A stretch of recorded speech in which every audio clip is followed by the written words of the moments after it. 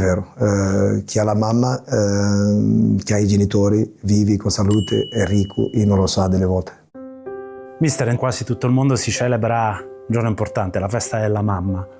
Sono passati 31 anni da quando Maria Alice, la tua splendida mamma, non c'è più. Ci racconti che donna era, che ricordi hai di tua madre? Io sono uno dei 8 figli che lei ha avuto, dove tutti avevamo un amore che non è spiegabile, no? Non si può trasmettere in parole quello che sentivamo io e i miei fratelli. Siamo cresciuti nella difficoltà, tanta difficoltà. Mio papà lavorava solo lui, mia mamma si occupava di tutti i figli. Anche lei lavorava tanto, con tanto amore, con tanto affetto. Era una donna, è la mia referenza. A me se mi domandano nei momenti più felici della mia vita, perché penso la felicità continua non c'è. Ci sono momenti nella vita delle persone che sono più felici degli altri. E in quei momenti c'è sempre un lato un po' nero dentro me. Non sono pienamente felice perché mi manca tanto. Ancora oggi è così. Immagino che sia ovviamente un argomento molto, molto delicato, molto difficile per te. Hai perso tua mamma a 18-19 anni mentre stavi diventando un grande calciatore. Pochi anni prima avevi perso il tuo papà. Si cresce in questo caso facendo un po' a cazzotti con la vita, no? Immagino che per te sia stato complicatissimo. C'era una forza invisibile che ti ha spinto nel corso di questi lunghi e difficili anni, ogni giorno della tua vita? Questo percorso che ho avuto a livello familiare, che ho avuto questa forza, sì, anche in questi momenti, perché io avevo 4 anni, ho perso un fratello con 12 anni. Dopo mio papà è morto, io avevo 15, a fare quasi 16 anni, e la mia mamma aveva già avuto un ictus, e era paralizzata del lato sinistro, e dove non era una persona autonoma. E alla fine io piccolino, perché i miei fratelli sono più grandi di me, io ho dovuto fare tutto con la mia mamma, per dire, aiutarla in tutto, a fare la doccia, a mangiare. Sono stati anni dove ho vissuto un amore ancora più grande, un legame che non posso spiegare in parole quello che significa. Noi a livello di soldi non avevamo, comunque avevamo un amore così grande. Mi ricordo sempre una frase: chi ha la mamma è ricco e non lo sa.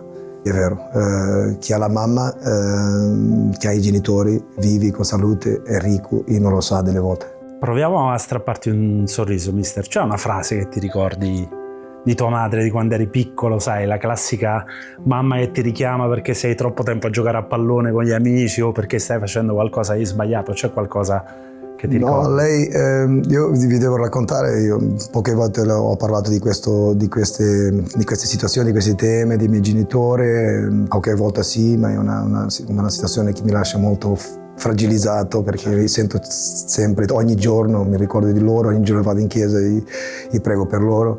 La mia mamma era una persona che non mai mi ha sgridato, mio papà no, mio papà era duro, era tosto, era difficile. La mia mamma no, la mia mamma era proprio quella mamma che protegge i figli, ormai è sempre una parola bella da dire. La persona per me è la più, adesso con i miei figli, le persone più importanti, non voglio lasciare mia moglie se non si arrabbia.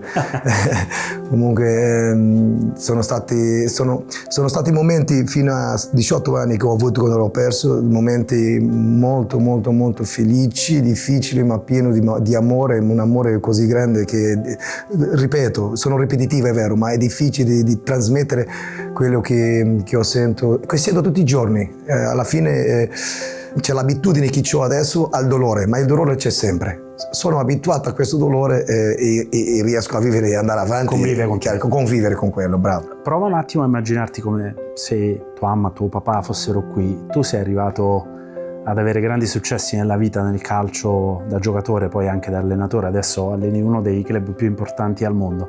Che cosa gli diresti?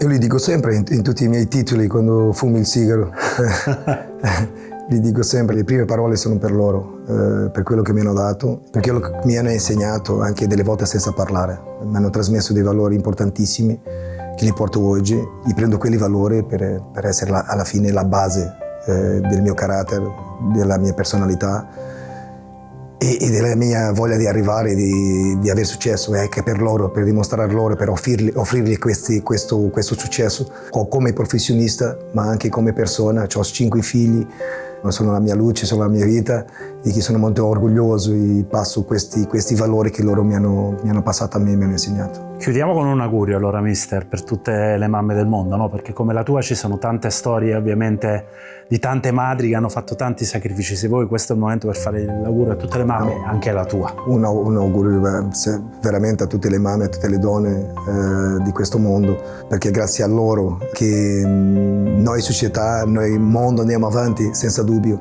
Io spero veramente chi ha la fortuna, la ricchezza di avere i genitori, in questo caso la mamma, la deve approfittare, deve dire tutti i giorni una cosa che prima noi non dicevamo mai, dire ti amo, perché mi manca oggi, e se oggi era qua, io lo dicevo tutti i giorni, ti amo, perché è il vero sentimento che ho e penso che tutti i figli devono avere per la mamma.